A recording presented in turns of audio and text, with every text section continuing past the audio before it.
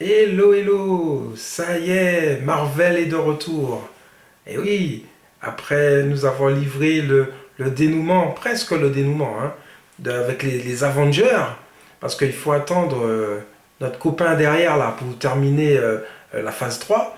Eh bien, Marvel revient en force avec le nouvel épisode de la saga X-Men. J'espère que vous allez bien. Moi, ça va. Et les X-Men vont-ils bien? Pas trop, non.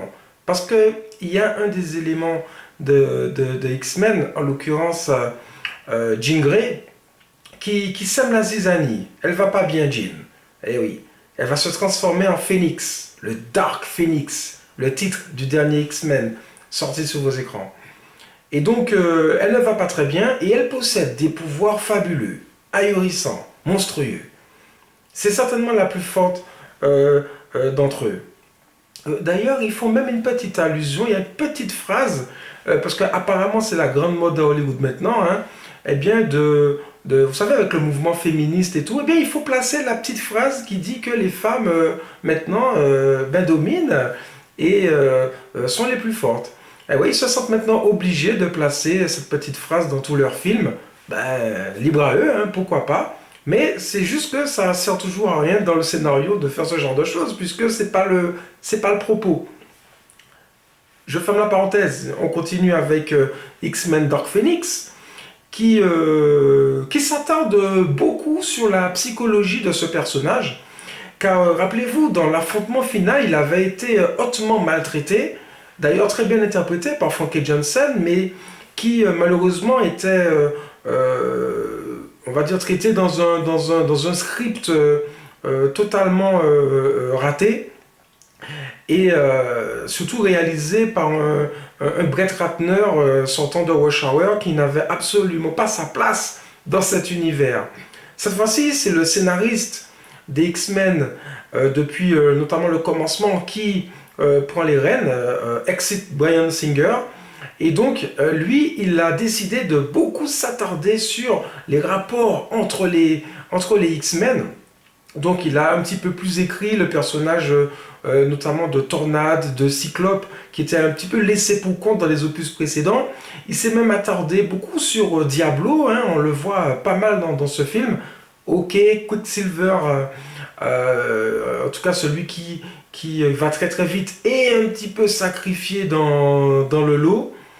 Mais on va dire qu'il s'intéresse un peu plus donc à ces X-Men. Et donc en particulier à Jean Grey, qui conçut de manière très linéaire, hein, d'accord, ouais, les X-Men, après elle a le pouvoir, ça l'embête, elle n'arrive plus à la contrôler, bien sûr elle va se rebeller, bref c'est assez linéaire. Mais à un moment donné quand même, le film va basculer dans le n'importe quoi.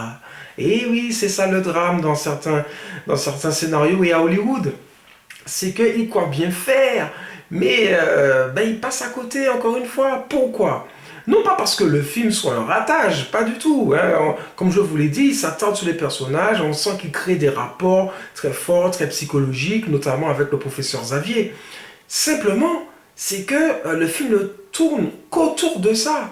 Il n'y a pas de véritable adversaire, il n'y a pas de véritable antagoniste, il n'y a pas de méchant digne de ce nom, parce que Jessica Chastain fait le rôle d'une sorte d'alien qui sort de nulle part, on ne sait pas vraiment d'où elle vient celle-là, et qui veut s'approprier les pouvoirs, mais c'est tout. Et en fait, elle n'oppose pas véritablement de résistance. Jean Grey est beaucoup trop forte, le Phénix est beaucoup trop puissant, et il n'y a pas de véritables enjeux autres que de ressasser l'éternelle histoire entre elle est perturbée, qu'on a voulu la protéger, etc., etc.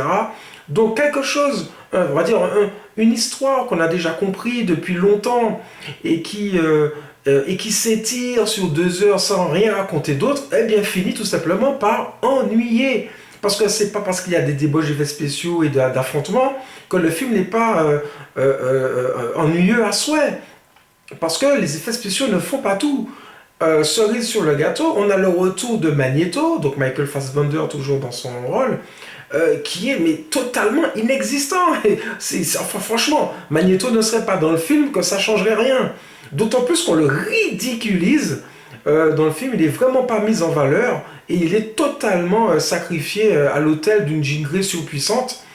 que le scénariste a brossé dans le sens du poil. Et malheureusement, X-Men Dark Phoenix est bien sûr haletant, il y a beaucoup de rythme, pourquoi pas, mais c'est surtout qu'il tourne en rond.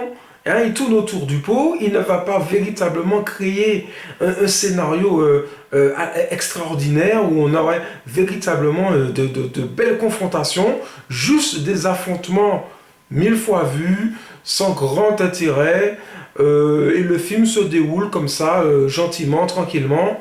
Bon, un X-Men de plus qui ne change rien à la donne, mais une véritable interrogation peut se poser, c'est que on le place où dans la saga celui-là?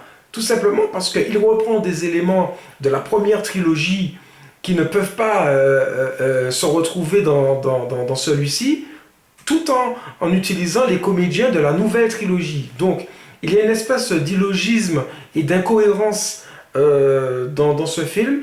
Bon, on peut en faire abstraction, mais ça n'enlève rien que le film, il est totalement inutile et ennuyeux. Voilà. Donc, X-Men Dark Phoenix, en attendant peut-être le prochain, eh bien, à bientôt. Allez, ciao, bye.